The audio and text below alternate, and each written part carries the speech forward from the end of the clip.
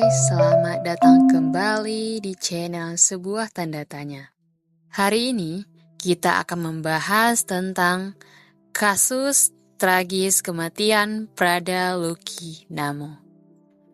Publik Indonesia digemparkan oleh kabar tewasnya Prada Lucky Cepril Saputra Namo, yaitu seorang prajurit TNI AD yang berusia 23 tahun, yang diduga dianiaya oleh puluhan seniornya di barak militer.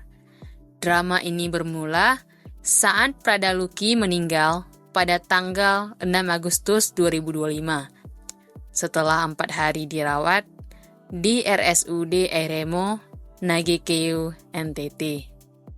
Awalnya, keluarga mendapati luka serius di tubuh Lucky, yaitu memar, sayatan, bekas sundukan rokok, dan luka benturan. Bahkan, kondisinya mengharuskannya menerima 3 kantong darah karena ginjal dan paru-parunya rusak parah. Sang kakak, yaitu Lucy, menyebutkan bahwa Lucky sempat curhat soal penganiayaan saat video call beberapa hari sebelum koma. Akibat kasus ini, tensi semakin memanas ketika pihak TNI menetapkan 20 orang senior, termasuk 1 perwira, sebagai tersangka atas dugaan penganiayaan yang menyebabkan kematian Prada Lucky. Mereka dijerat dengan pasal berlapis, mulai dari penganiayaan biasa hingga pelanggaran militer berat, yaitu pasal 170, 351, 354 KUHP, serta pasal 131 dan 132 KUHPM. Dari sisi keluarga, khususnya sang ayah, yaitu Sersan Mayor Christian Namo, menyerukan keadilan secara emosional dan tegas. Christian bahkan menyatakan siap melepaskan jabatannya demi mengawal proses hukum. Kata beliau, nyawa saya taruhannya dalam menuntut keadilan ini. Isu ini mencuat lebih luas ketika beredar rekaman CCTV Prada Lucky sebelum meninggal, yang menjadi viral di media sosial.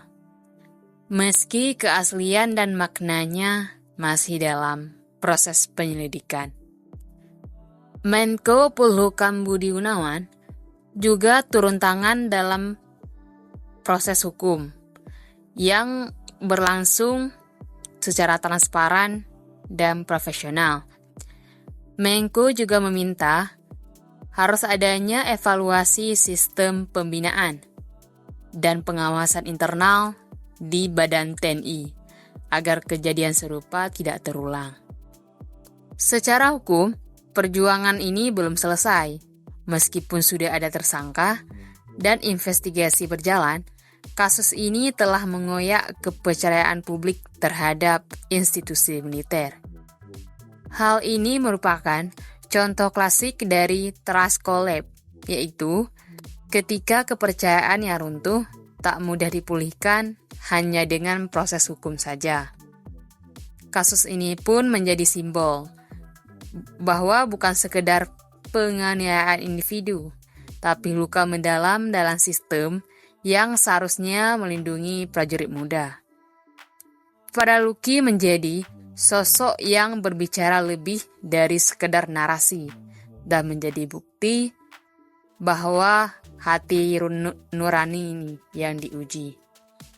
Berbagai media massa konsisten menyoroti perkembangan kasus ini, yaitu lewat laporan mendalam dan video dokumenter, termasuk video investigasi kisah tragis Prada Lucky. Dan kini, harapan publik itu tertuju pada langkah TNI dan pemerintah. Apakah mereka berani membuka dialog, berani memperbaiki struktur internal, dan memastikan keadilan bagi Prada Lucky? Apakah ini benar-benar ditegakkan? Atau hanya permainan saja? Dan apakah hanya transparansi, reformasi, dan keberpihakan nyata pada nilai humanis yang bisa memulihkan luka dan membangun kembali kepercayaan? Terima kasih telah menonton video ini. Jika kita ingin berdiskusi lebih lanjut, jangan lupa tinggalkan komen di kolom komentar ya. Dan jangan lupa like, subscribe, dan share. Bye-bye.